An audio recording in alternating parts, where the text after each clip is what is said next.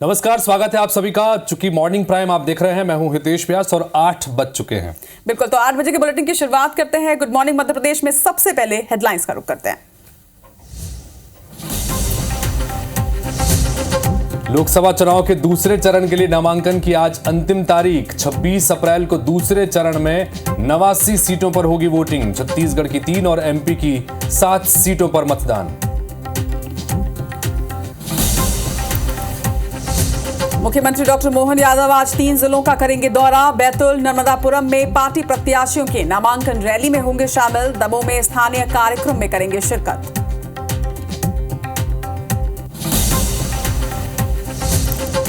लोकसभा चुनाव को लेकर कल जारी होगा कांग्रेस का मैनिफेस्टो। सोनिया, राहुल और खड़गे जारी करेंगे 5 guarantee. Chhattisgarh PCC chief Deepak Baij भी होंगे शामिल।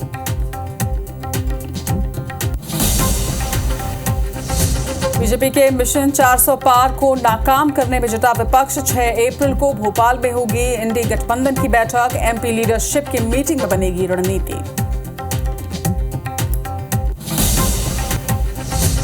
ग्वालियर में आवारा कुत्तों का आतंक। 24 घंटे में 207 लोगों पर किया हमला। कुत्तों ने एक बुजुर्ग के हाथ की नसें भी काटी।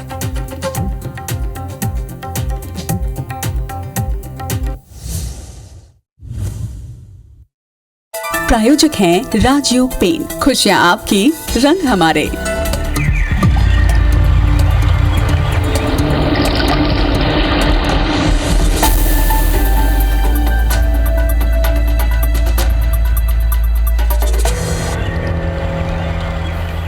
गुड मॉर्निंग मध्य प्रदेश में सबसे पहले खबर जबलपुर से, जहां पर एक एम्बुलेंस में आग लगी है। बताया जा रहा है कि शॉर्ट सर्किट की वजह से यह आग लगी। जबलपुर से हटा की ओर यह एम्बुलेंस जा रही थी जब यह दुर्घटना हुई। मरीज को घर छोड़ने के लिए वहां जा रही थी। मौके पर ग्रामीणों ने पहुंचकर इस आग को बुझाया। पाटन थाना के उड़ना गांव की घटना है।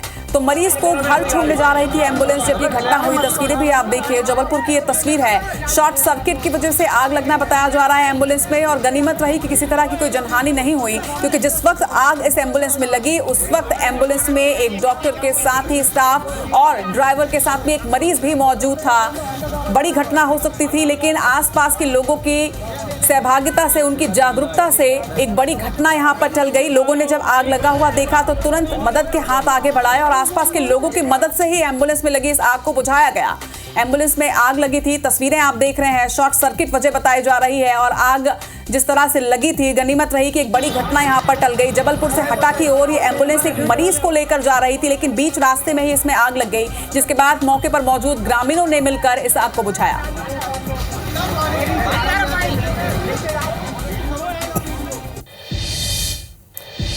चलिए लोकसभा चुनाव की बात करते हैं। दूसरे चरण की वोटिंग जब होगी उस 26 अप्रैल, उसके लिए नामांकन का आज आखिरी दिन है। 26 अप्रैल को दूसरे चरण में देश भर की 89 सीटों पर वोटिंग होगी।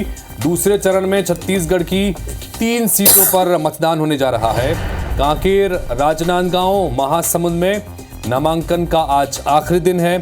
इसी तरह से दूसरे चरण में मध्य प्रदेश की 7 सीटों पर वोटिंग होने वाली है। इसमें टीकमगढ़ के साथ साथ दमोह, खजुराहो और सतना, रीवा, होशंगाबाद और बैतूल में भी नामांकन का आज आखिरी दिन है। कल इसके बाद जितने नामांकन भरे जाएंगे उसके बाद इन नामांकन पत्रों की स्क्रूटनी होगी। लेकिन एक जम्मू कश्मीर की सीट है, उस पर कल की बजाय परसों नामांकन पत्र की जांच होगी।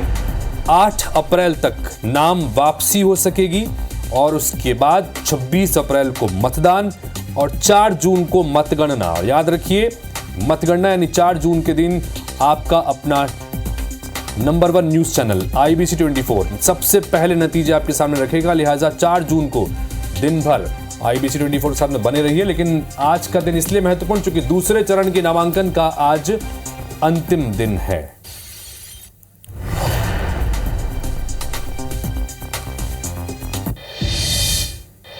तो लोकसभा चुनाव के लिए दूसरे चरण के नामांकन का आज दूसरा दिन। वहीं लगातार लोकसभा की तैयारियों में मध्य प्रदेश के मुख्यमंत्री डॉक्टर मोहन यादव जुटे हुए हैं। आज भी उनका 3 जिलों का दौरा है। सुबह 10 बजे भोपाल से बैतूल के लिए मुख्यमंत्री डॉक्टर मोहन यादव रवाना हो जाएंगे। लगभग 11 बजे बैतूल पहुंचेंगे। प्रत्याशी दुर्गादास उइके के नामांकन रैली में वो शामिल होने वाले हैं। जिसके बाद लगभग 1 बजे नर्मदापुरम वो पहुंचेंगे। प्रत्याशी दर्शन सिंह चौधरी के नामांकन रैली में वो शामिल होंगे। नामांकन के बाद स्थानीय कार्यक्रमों में भी मुख्यमंत्री शिरकत करेंगे। आपको बता दें कि दोपहर लगभग 2:30 बजे दमोह पहुंचेंगे और दमोह में स्थानीय कार्यक्रम में वो हिस्सा लेंगे।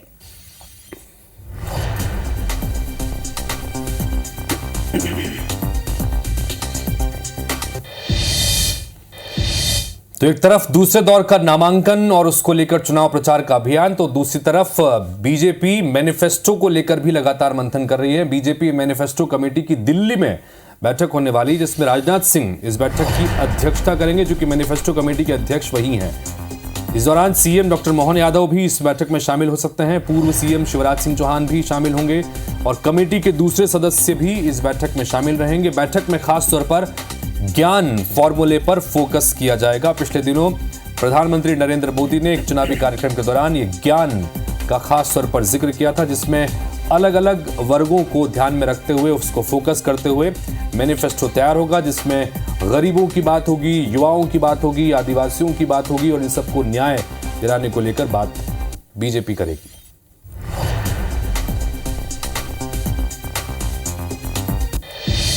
तो एक तरफ बीजेपी अपने मैनिफेस्टो पर चर्चा करेगी, दूसरी तरफ आज मध्य प्रदेश की राजधानी भोपाल में आईएनडीआई गठबंधन की अहम बैठक होनी है। 6 अप्रैल को पीसीसी दफ्तर में यह बैठक आयोजित की गई है। आपको बता दें कि गठबंधन की यह बैठक है जिसमें एमपी लीडरशिप की अध्यक्षता इसमें करने वाली है। लोकसभा चुनाव को लेकर इसमें पूरी स्ट्रैटेजी बनाई जाएगी। बैठक के बाद आईएनडीआई गठबंधन की एक प्रेस कॉन्फ्रेंस भी आयोजित की गई है। आपको बता दें कि जिस तरह से बीजेपी पूरे देश में लोकसभा चुनाव को लेकर मिशन 400 पार का नारा दे रही है, मिशन 400 पार को नाकाम करने में अब एक तरह से विपक्षी गठबंधन जो है वो जुटा हुआ है और इसे लेकर मध्य प्रदेश में एक अहम बैठक होगी, जिसमें माना जा रहा है कि लोकसभा चुनाव के लिए पूरी स्ट्रैटेजी तैयार की जाएगी। तो बैठक भी होगी, बैठक में मंथन किया जाएगा और उसके बाद एक प्रेस कॉन्फ्रेंस होगी, जिसमें क्या कुछ ब्रीफ किया जाता है ये देखना होगा, क्योंकि 6 अप्रैल को पीसीसी दफ्तर में इस बैठक का आयोजन किया गया है, जिसमें तमाम विपक्षी गठबंधन के जो नेता है वो इसमें शामिल होंगे। गठबंधन की एमपी लीडरशिप की ये बैठक बुलाई गई है।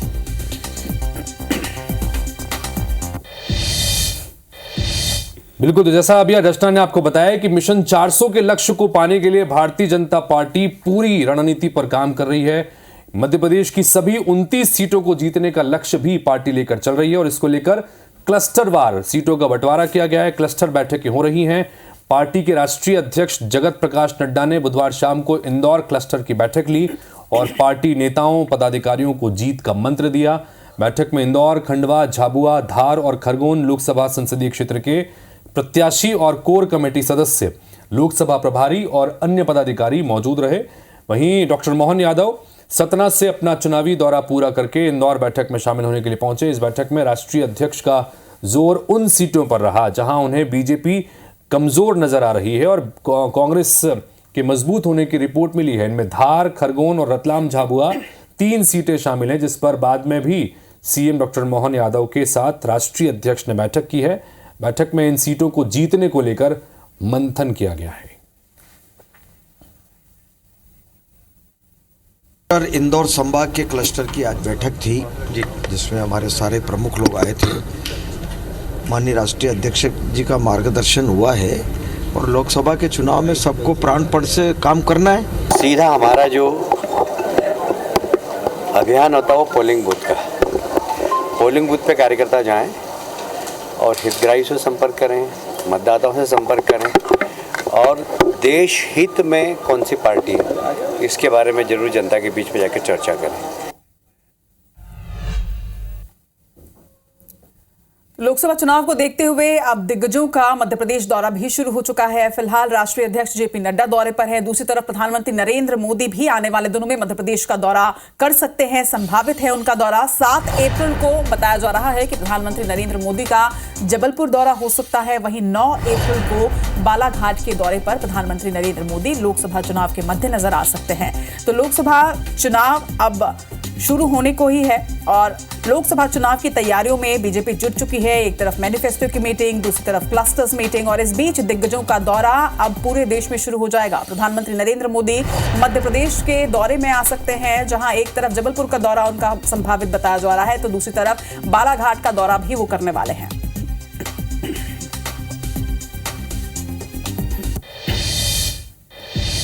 चलिए चुनाव के चंदे की बात करते हैं। तो अधिकांश प्रत्याशी चुनाव के वक्त चंदा लेते हैं, लेकिन जबलपुर में चुनावी चंदे पर सियासी किचकिच दरअसल मची हुई है। यहां कांग्रेस और बीजेपी अपने चंदे को जन सहयोग तो दूसरे के चंदे को वसूली बता रहे हैं। कांग्रेस ने अपने अकाउंट्स फ्रीज किए जाने और आयकर विभाग की कार्रवाई के मद्देनजर चुनाव लड़ने लायक फंड न होने का हवाला देते हुए एक वोट एक नोट अभियान चलाया है। कांग्रेस के लोकसभा प्रत्याशी जहां वोट के साथ नोट मांग रहे हैं, तो वहीं पार्टी संगठन ने बकायदा एक नोट की अपील वाले चंदा कलेक्शन बॉक्स भी तैयार कर लिए हैं। और यह तय हुआ है कि अब कांग्रेस कार्यकर्ता जहां भी जनसंपर्क और चुनाव प्रचार के लिए जाएंगे, वहां वोट की अपील के साथ अधिकतम 100 रुपए का एक नोट भी मांगेंगे। चंदे में मिले नोट को कलेक्शन बॉक्स में लेकर चुनाव खर्च में शामिल करवाएंगे।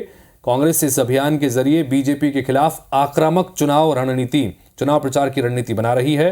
दूसरी तरफ बीजेपी भी नमो ऐप के जरिए ऑनलाइन चंदा ले रही है, लेकिन अपने चंदे को जनता का आर्थिक सहयोग और कांग्रेस के चंदे को पाखंड बता रही है।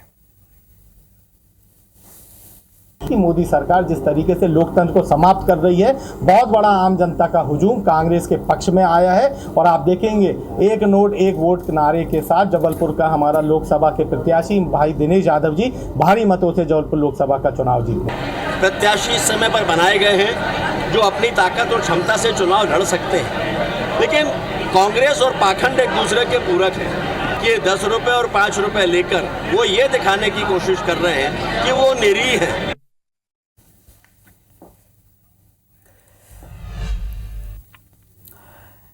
मध्य प्रदेश में साल 2022 में हुए नगरीय निकायों के चुनाव में 16 में से सिर्फ 9 पर ही बीजेपी के मेयर जीते थे, लेकिन विधानसभा चुनाव 2023 के बाद महज 3 महीनों में ही बीजेपी शासित नगर निगमों की संख्या 9 से बढ़कर अब 12 पर पहुंच चुकी है। पिछले 3 महीनों में 3 मेयर बीजेपी में शामिल हो चुके हैं। उधर दल बदल कानून सिर्फ लोकसभा और विधानसभा में लागू होता है और जाहिर है कि मेयर और स्थानीय प्रतिनिधियों को दल बदलने के बाद सीट खाली करने की आवश्यकता नहीं होती। और यही वजह है कि अब बीजेपी ने बिना चुनाव लड़े ही कटनी, जबलपुर और छिंदवाड़ा नगर निगम जीत लिया। बीते दिनों कटनी से निर्दलीय महापौर प्रीति सूरी, जबलपुर से कांग्रेस महापौर जगत बहादुर अनु और छिंदवाड़ा से कांग्रेस महापौर विक्रम आहाके बीजेपी में शामिल हुए हैं। अब कांग्रेस के पास ग्वालियर, रीवा और मुरैना नगर निगम ही बचे हैं और यही वजह है कि कांग्रेस निकायों में भी दल बदल विरोधी कानून लागू करने की मांग कर रही है। पर भी दल बदल का कानून अगर है तो उस कानून की भावना की इज्जत किसे करना चाहिए जो सत्ता में बैठा है। अगर वो निर्लज्जता से उसकी धज्जियां उड़ाएगा तो कल को दल बदल कानून को वास्तविकता में मानेगा कौन। कांग्रेस लोकतंत्र को उन्होंने लूट लिया और आज उनको याद आ रहा है दल बदल कानून। दल बदल कानून हमारे समय बना जिसमें इतनी सारी उसमें प्रावधान किए गए, लेकिन कांग्रेस ने तो पूरी आया राम गया राम कहाँ से आया था।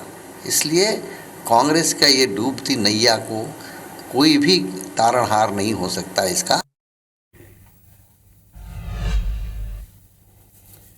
उज्जैन और जबलपुर में शिक्षा माफियाओं के खिलाफ प्रशासन की बड़ी कार्रवाई हुई है। प्रशासन ने दुकानों में जाकर सघन चेकिंग अभियान चलाया है। दरअसल शिकायत मिल रही थी कि किताब दुकान संचालक स्कूल संचालकों की मिलीभगत से अभिभावकों को किताब और कॉपियां मोटे दाम पर बेचते हैं और ऐसे में प्रशासन की टीम ने खुद ही दुकानों में पहुंचकर पड़ताल की। जांच टीमों की ओर से बुक शॉप्स पर छापामार कार्रवाई की गई। जांच में स्कूली किताबों के जखीरों के बीच निजी स्कूलों से भेजी गई किताबों की लिस्ट भी मिली। जांच टीम को शुरुआती जांच में पता चला कि निजी स्कूल कुछ खास तौर पर चिन्हित दुकानों को अपनी किताबों और यूनिफॉर्म की सूची भेजते हैं, जहां पर पेरेंट्स को ऊंची दर पर खरीदी के लिए मजबूर किया जाता है। जांच टीम ने दावा किया कि वो हर बिंदु पर जांच के बाद अपनी रिपोर्ट कलेक्टर को सौंपेंगे और फिर संबंधित निजी स्कूलों और बुक स्टोर्स पर वैधानिक कार्रवाई की जाएगी।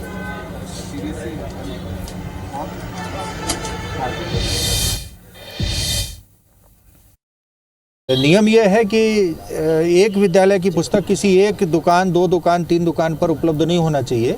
वो समस्त बाजार में जो भी स्टेशनरी बुक्स सेलर हैं उनके पास ये उपलब्ध होना चाहिए। जो सामान्य दुकानों में मार्केट में रहती हैं उनमें दुकानों में यही बुक्स उपलब्ध होती हैं, तब तो सामान्य प्रक्रिया की तरह ठीक है।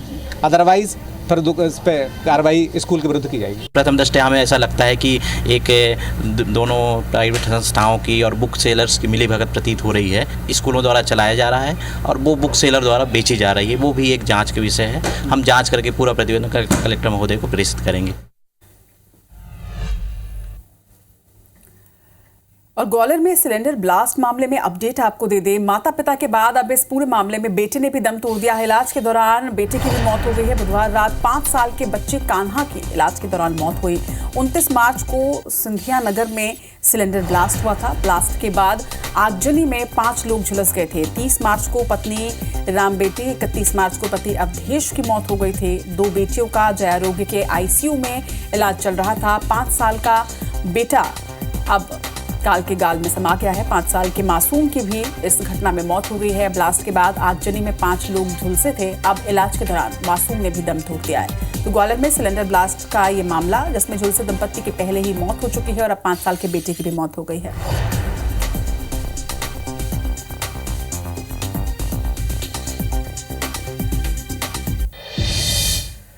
और इस खबर पर डिटेल जानकारी के साथ हमारे सहयोगी नासिर गौरी इस वक्त हमारे साथ जुड़ गए। नासिर, दंपत्ति की पहले ही मौत हो चुकी थी और अब मासूम ने भी इस मामले में दम तोड़ दिया है।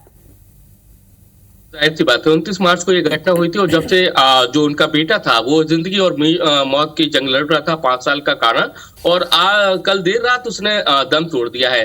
तो देखा जाए तो एक हृदय विदारक घटना है, क्योंकि 29 मार्च को माता पिता और बेटा घायल हुआ था सिलेंडर ब्लास्ट में। उसके बाद पहले पिता ने दम तोड़ा 30 मार्च को, उसके बाद 31 मार्च को उसकी मां ने, और आज यानी कि देर रात उसने भी दम तोड़ दिया। तो कुल मिलाकर देखा जाए तो एक सिलेंडर जो हादसा हुआ था उसमें 3 लोगों की जान जा चुकी है और उसमें अभी भी 2 लोग परिवार के अभी भी गंभीर रूप से घायल है, वो भी जिंदगी और मौत की जंग लड़ रहे हैं। जी नासिर, आप बने रहिए। चूंकि अगली खबर हम दर्शकों को बता दें, वो भी चूंकि ग्वालियर से ही जुड़ी हुई है। ग्वालियर से एक और महत्वपूर्ण खबर, वहां पर शहर में आवारा कुत्तों का आतंक थम नहीं रहा है। इससे पहले भी हमने ये खबर आपको दिखाई है बुलेटिन्स में। 24 घंटे में 207 लोगों को आवारा कुत्तों ने काटा है। इंजेक्शन लगवाने के लिए डॉग बाइट्स के मरीज अब बड़ी संख्या में अस्पताल पहुंच रहे हैं। जिला अस्पताल में डॉग बाइट के 130 मरीज एक दिन में पहुंचे। न्यू जयारोग्य अस्पताल में डॉग बाइट के 77 मामले सामने आए। गिरवाई इलाके में भी 80 साल के बुजुर्ग पर कुत्तों ने हमला कर दिया। आवारा कुत्तों ने बुजुर्ग के हाथ की नसें तक काट ली है। नासिर गौरी हमारे सहयोगी बने उनके पास चलते हैं। नासिर, हमने लगातार अलग अलग बुलेटिन्स के माध्यम से ये समस्या बताई कि किस तरह से कुत्तों का आतंक ग्वालियर और उसके आसपास है, और उसके बाद भी लगातार इस तरह की खबरें आ रही हैं, बल्कि संख्या धीरे धीरे बढ़ती जा रही है। क्या वजह है कि कार्रवाई इस मसले पर हो नहीं रही जमीन पर? देखिए, अगर डॉग बाइट्स के घटनाक्रम देखें तो तेजी से बहुत इजाफा हो रहा है और ग्वालियर शहर के जिले की बात करें तो 50,000 से ज्यादा आवारा डॉग है। और नगर निगम का प्रशासन और स्वास्थ्य विभाग का दावा है कि वो डॉग बाइट्स को के जो केसेस आ रहे हैं उनको कम करने के लिए जो डॉग है उनकी नसबंदी कर रहे हैं। लेकिन इस तरह का जो प्रोग्राम है उनका, नगर निगम जो ABC प्रोग्राम चलाती है, वो दिख नहीं रहा है। अगर शायद दिख रहा होता तो इस तरह के घटनाक्रम नहीं होते। डॉक्टरों के मुताबिक ग्वालियर चंबल संभाग में तेजी से गर्मी हो रही है और उसके चलते उनके जो नेचर से उनके बिहेवियर में डॉग के चेंजेस आया है, और जिसके चलते वो बुजुर्गों को और अपने बच्चों को खासकर निशाना बना रहे हैं। यही वजह है कि 24 घंटे में 207 केस आए हैं। लेकिन इससे पहले भी लगातार केसेस में बहुत तेजी से इजाफा हुआ, लेकिन उसके बावजूद भी जो नगर निगम को और स्वास्थ्य विभाग को जो एक्शन लेना चाहिए आवारा कुत्तों को लेकर, वो अभी तक नहीं लिया। वजह क्या है? वजह क्या है? जैसा आप बता रहे हैं कि जो एक्शन लेना चाहिए जिम्मेदारों को, वो लिया नहीं जा रहा। इसके पीछे वजह क्या बताई जा रही है जिम्मेदारों द्वारा? आपने बात की होगी। देखिए, डॉग बाइट्स के सबसे आवारा कुत्तों को उनको पकड़ा जाना चाहिए, उनके बर्थ कंट्रोलिंग के लिए उनकी नसबंदी करना चाहिए, लेकिन नसबंदी कागजों में हो रही है। यही वजह है कि जो तेजी से उनकी संख्या में इजाफा हो रहा है और गर्मी के कारण उनका बिहेवियर में चेंजेस आ रहा है। अगर उनको कोई भी व्यक्ति छेड़छाड़ करता है या फिर उनकी मैटरिंग में अगर उनके साथ छेड़छाड़ करता है तो वो इन्हीं से अपना आक्रामक रूप अपना लेते हैं। यही वजह है कि वो लगातार अपना जो निशाना बनाते हैं, वो या तो चलती हुई गाड़ी के 2 व्हीलर्स होते हैं उनके पीछे भागते हैं, उनको निशाना बनाते हैं, इसके साथ ही बुजुर्गों को और बच्चों को अपना निशाना बनाते हैं। और लगातार जो ऐसे एरिया हैं जहां पर नॉनवेज की बिक्री ज्यादा होती है, वहां पर इस तरह के केसेस हैं वो बहुत तेजी से बढ़े हुए हैं। तो कुल मिलाकर जिस तरह से नगर निगम को और प्रशासन को इस संदर्भ में ध्यान देने की आवश्यकता है, या जो नियम बने हुए हैं वो उस पर अगर काम तरीके से हो तो शायद इस पर लगाम लग सके, वरना इसी तरह के डॉग बाइट्स के मामले लगातार बढ़ते जा रहे हैं, जो चिंता का सबब। फिलहाल बहुत बहुत शुक्रिया नासिर इस जानकारी के लिए आपका। तो अगली खबर की तरफ बढ़ते हैं। श्योपुर में जहां पर रेत का अवैध परिवहन धड़ल्ले से हो रहा है, वहीं तेज रफ्तार ट्रैक्टरों के चलने से आए दिन घटनाएं हो रही हैं। इन घटनाओं के शिकार वाहन से चलने वालों के साथ साथ पैदल चलने वाले लोग भी हो रहे हैं। जिले के ज्यादातर थाना क्षेत्रों में अवैध रेत परिवहन और खनन का काम भी जोरों पर है। थाने के सामने से रेत से भरे ट्रैक्टर फराटे लगाते नजर आते हैं, लेकिन थाने की पुलिस इन्हें रोकना तो दूर, ट्रैक्टर धीरे चलाने को भी नहीं कहते हैं। वहीं पुलिस अधीक्षक अभिषेक आनंद ने अवैध रेत के कारोबार पर बड़ा एक्शन लेने की बात कही है। अवैध खनन कहाँ कहाँ होती है, इस पे अपन मल्टीपल लेवल पे काम कर रहे हैं। एक तो खनन वाले स्थान है, उसके बारे में जानकारी प्राप्त की जा रही है। जो रूट है उसके बारे में जानकारी प्राप्त की जा रही है।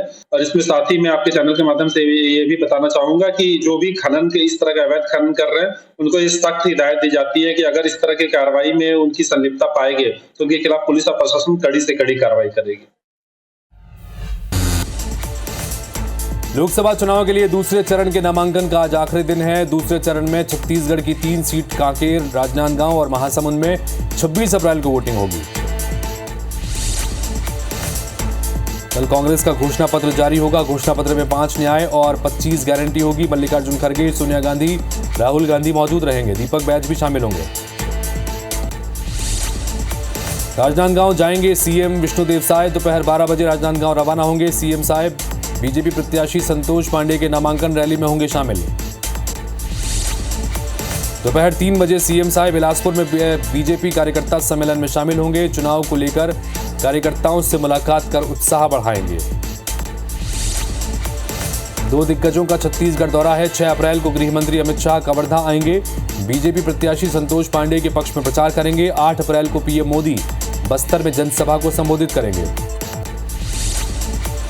लोकसभा चुनाव को लेकर कोरबा के केल्हारी में बीजेपी कार्यकर्ता सम्मेलन का आयोजन हुआ है। कार्यक्रम में बड़ी संख्या में कार्यकर्ताओं के साथ बीजेपी के दिग्गज मौजूद रहे। कांकेर में युवा कांग्रेस के राष्ट्रीय महासचिव पूर्णचंद कोको पाढ़ी और प्रदेश अध्यक्ष आकाश शर्मा ने कार्यकर्ताओं की बैठक ली। कार्यकर्ताओं को प्रत्याशी वीरेश ठाकुर के लिए घर घर जाकर वोट मांगने के निर्देश दिए। बिलासपुर में कांग्रेस ने जिला स्तरीय कार्यकर्ता और पदाधिकारियों की बैठक का आयोजन किया, जिसमें कई पदाधिकारी, विधायक और कार्यकर्ता शामिल हुए। चुनाव को लेकर चर्चा हुई। राजनांदगांव में निर्दलीय प्रत्याशी के रूप में नामांकन दाखिल करने पहुंचे अजय पाली ने सबका ध्यान खींचा। नींबू मिर्च की माला पहनकर नामांकन भरने पहुंचे अजय पाली। कोंडागांव में बीजेपी कार्यकर्ताओं ने चरणदास महंत के बयान के विरोध में कांग्रेस कार्यालय का घेराव किया। विवादित बयान के बाद बीजेपी हमलावर है। लोकसभा चुनाव के मद्देनजर दुर्ग आईजी ने इंटर डिस्ट्रिक्ट बॉर्डर की बैठक ली। इस दौरान कांकेर, मोहला मानपुर समेत आईटीबीपी के अधिकारियों के साथ सरहदी जिले में आपसी तालमेल बढ़ाने पर चर्चा हुई।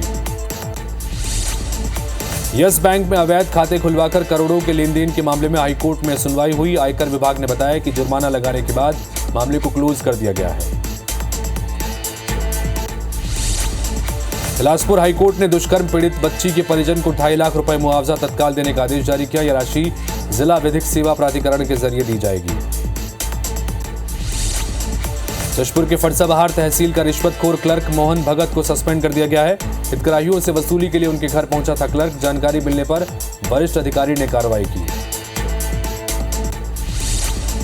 जशपुर में बदमाश विक्की घासी को जिला बदर कर दिया गया है। इसको लेकर कलेक्टर ने आदेश दिया है। बदमाश विक्की के खिलाफ चोरी, नकबजनी, छेड़छाड़ और मारपीट जैसे अपराध दर्ज हैं।